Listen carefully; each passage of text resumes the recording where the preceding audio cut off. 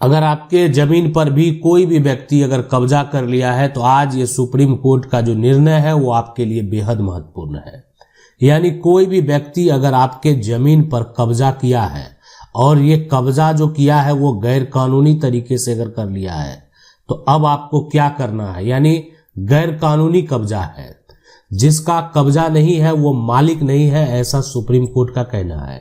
यानी अगर आप के जमीन पर कोई भी कब्जा किया हुआ है और आपके पास जमीन का खतियान है, आपके जमीन पर कोई कब्जा कर लिया, आपने जमीन जो है खरीदा है, आपके पास जमीन का केवाला है, आपको ये जमीन जो है वो वसीयत से प्राप्त हुआ है, आपको ये जमीन जो है यानी परिवार से प्राप्त हुआ है, परिवार के आप एक उत्तराधिकारी हैं, हिस्सेदार हैं, दादा परदादा की जमीन है, लेकिन अब जो है आपकी जमीन को जो कब्जा किया है ये गैर कानूनी कब्जा, यानी ये कह सकते हैं कि फर्जी कागजात के आधार पर जो है व्यक्ति का जमीन जो है वो कब्जा कर लिया, फर्जी कागजात। तो आखिरकार यहाँ पर हमारा कानून क्या कहता है और ये सुप्रीम कोर्ट का फैसला क्या कहता है। यानी जिसका कब्जा नहीं है क्या वो मालिक नहीं है, यानी जमीन का जिसके पास कागजात होगा क्या वो मालिक नहीं होगा। देखें कब्जा का मतलब क्या होता है कि जमीन का पोजीशन जो है वो उसके पास है, यानी जमीन का उपयोग वो कर रहा है। कब्जा का मतलब तो यही हुआ, और वो व्यक्ति उपयोग कर रहा है, वो व्यक्ति उस पर खेती कर रहा है। लेकिन मालिकाना हक की अगर हम बात करते हैं कि मालिकाना हक किसको होगा, तो मालिकाना जो हक है वो एक तरह से डिपेंड करता है जमीन के कागजात के ऊपर, ये डिपेंड करता है जमीन का खतियान के ऊपर, ये डिपेंड करता है जमीन का केवाला के ऊपर, ये डिपेंड करता है कि जमीन का रसीद किसके पास है, जमीन का दाखिल खारिज कौन कराया उसके ऊपर। तो अब ऐसे सिचुएशन में आपका जमीन है, जमीन पर कोई खेती कर रहा है और जबरन जो है वो जमीन पर खेती कर रहा है, ऐसे सिचुएशन में अब आपको क्या क्या करना है जो आप अपनी जमीन को वापस प्राप्त कर पाएंगे। और ये हमारा कानून क्या कहता है, ये जो व्यक्ति है ना, ये आपकी जमीन पर ये लंबे समय से जो है वो एक तरह से कब्जा है इनका, यानी लंबे समय से कब्जा, बहुत दिनों से ये जमीन कब्जा किए हुए थे और आज जो है यानी जमीन का मालिक उनका परिवार जो है आकर इनको जमीन को जो है फसल लगाने से रोका जा रहा है, उनको रोका जा रहा है। तो ऐसे सिचुएशन में मान लेते हैं कोई जो है 12 साल से अधिक समय से आपकी जमीन पर खेती करने लगा, तो 12 साल से ये व्यक्ति जो है वो लगातार खेती कर रहा है और ये जो है 12 साल से वो खेती कर रहा है, वो यहाँ पर जो है वो शांतिपूर्ण यहाँ पर कब्जे में है। अब मान लेते हैं इस तरह का विवाद हुआ, पुलिस भी आती है, उनका भी रिपोर्ट होता है कि नहीं आसपास के जो लोग हैं वो इनके समर्थन में आते हैं कि नहीं बहुत दिनों से कब्जे में है। तो ऐसे सिचुएशन में और जमीन मालिक आप हैं, कभी आपने कोई FIR दर्ज नहीं कराया, कभी आपने जो है कोई केस फाइल नहीं किया, ये कुछ भी आपने नहीं किया,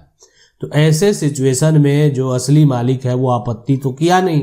तो व्यक्ति को अधिकार है कि अब आप जाइए यहाँ पर जो है एडवर्स पोजीशन जो है पोजीशन जिसको बोलते हैं प्रतिकूल कब्जा के आधार पर आप क्या कर सकते हैं, मालिकाना हक का दावा कर सकते हैं। यानी शांतिपूर्ण अगर मान लेते हैं कोई कब्जे में है, ऐसे सिचुएशन में अब मान लेते शांतिपूर्ण तरीके से आज से खेती कर रहा है, बहुत दिनों से खेती कर रहा है, तो उसको एक अधिकार है कि वो प्रतिकूल कब्जा का दावा जो है जमीन मालिक के ऊपर ही प्रतिकूल कब्जा का दावा जो है वो कर देंगे। ठीक है, ये होता है। तो अब ये हो गया कि अब ये तो कानून है, अब ये दावा होगा कहाँ, सबसे बड़ी बात है कि जमीन पर जो कब्जा किए हुए कहाँ जाएगा दावा करने के लिए। तो जमीन पर जो कब्जा किए हुए है वो दावा करने के लिए जाएगा सिविल कोर्ट में, यानी सिविल सूट जो है उनके द्वारा जो है वो किया जाएगा। तो सिविल कोर्ट में ये जाकर दावा करेंगे कि हम जमीन पर लंबे समय से कब्जे किए हुए हैं, अब जमीन का जो असली मालिक है वो आकर हमको परेशान कर रहा है। ठीक है, तो ये हो गया कि हम यहाँ पर सिविल कोर्ट में जाकर क्या करेंगे, प्रतिकूल कब्जा का दावा यानी एडवर्स पोजीशन का दावा करेंगे। लेकिन असली मालिक का क्या अधिकार है, जमीन का जिसके पास जो यहाँ पर ये क्या है, जमीन का असली मालिक है, यहाँ पर असली मालिक है। तो असली मालिक जो है इसको आप क्यों कहते हैं? इसलिए कहते हैं कि मालिक वही है जिसका नाम क्या है, सरकारी रिकॉर्ड में दर्ज है। सरकारी यहाँ पर जो रिकॉर्ड बना हुआ है, रिकॉर्ड में इनका नाम क्या है,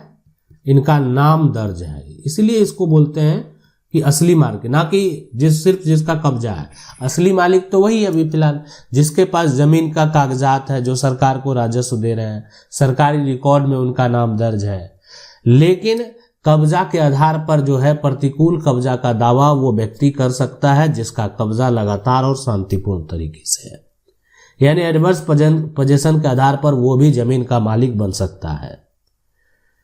अब है कि जिसका कब्जा नहीं है वो मालिक नहीं है, तो वही बात हुआ कि अगर मान लेते लंबे समय से आपकी जमीन मकान कहीं पर भी अगर कोई मकान पर ही कब्जा कर लिया या जमीन पर कब्जा करके मकान बना लिया, ठीक है, तो ऐसे सिचुएशन में जिसका कब्जा नहीं है वो मालिक कहाँ से होगा? मालिक तो वही बन जाएगा जो आपकी जमीन पर एक तरह से कब्जा किए हुए है, ठीक है। अब अगर मान लेते जो ओरिजिनल जमीन का मालिक है उसी का कब्जा नहीं है तो उसको तो मालिकाना हक से हाथ धोना पड़ सकता है। ऐसा कोई जरूरी नहीं है कि उनको जमीन नहीं मिलेगा, लेकिन उनको हाथ धोना पड़ सकता है कि इसलिए कि यह कानून है कि लंबे समय तक शांतिपूर्ण तरीके से आपकी जमीन का वो उपयोग कर रहा था। लेकिन अब बात यहाँ पर देखें, अब है बहुत सारे लोगों का जो कब्जा है, ये इनका जो कब्जा है वो फर्जी कागजात के आधार पर कब्जा है, यानी फर्जी कागजात बना लिया फिर कब्जा कर लिया। तो फर्जी कागजात बनाकर अगर कोई भी व्यक्ति कब्जा कर लिया आपकी जमीन को, मान लेते हैं कि खतियान में नाम दर्ज करा लिया, ठीक है, खतियान में फिर नाम दर्ज,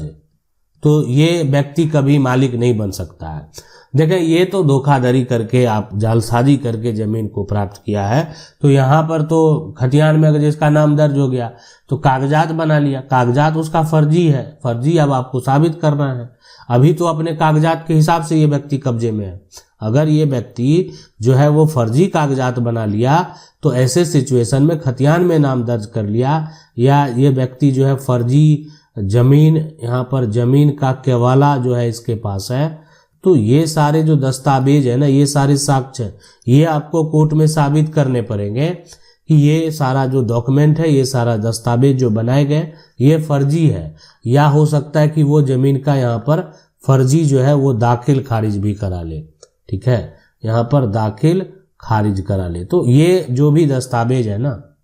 इसलिए अगर आपका जमीन का पर कोई भी कब्जा कर लिया, या मान लेते सरकार के द्वारा भी कब्जा है ना, सरकार के द्वारा भी कब्जा है, या आपकी जमीन पहले जो है निजी था, ठीक है, अब यहाँ पर सरकारी हो गया, अब क्या हो गया, सरकारी, तो ऐसे सिचुएशन में भी आप उसको जो है एक तरह अपनी जमीन को वापस प्राप्त कर सकते हैं।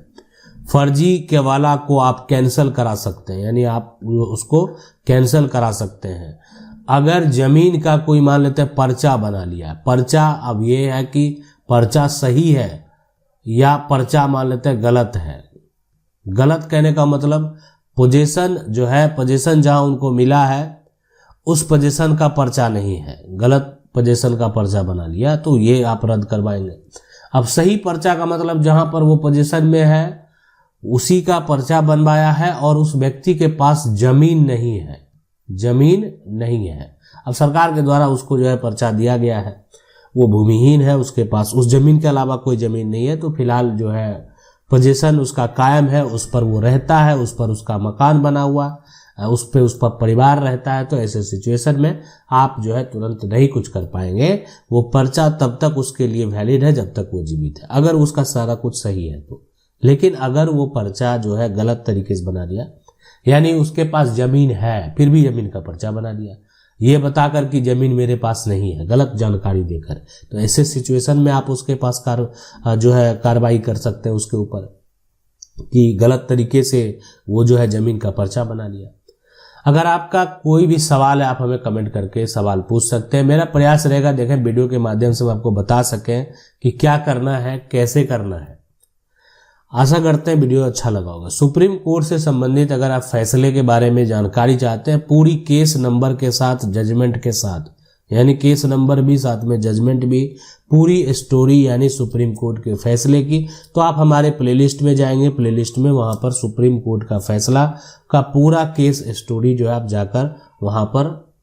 जान सकते हैं कहाँ का विवाद है और सुप्रीम कोर्ट ने आखिरकार इस विवाद को लेकर क्या फैसला दिया। मिलते हैं अगले वीडियो में, तब तक के लिए जय हिंद।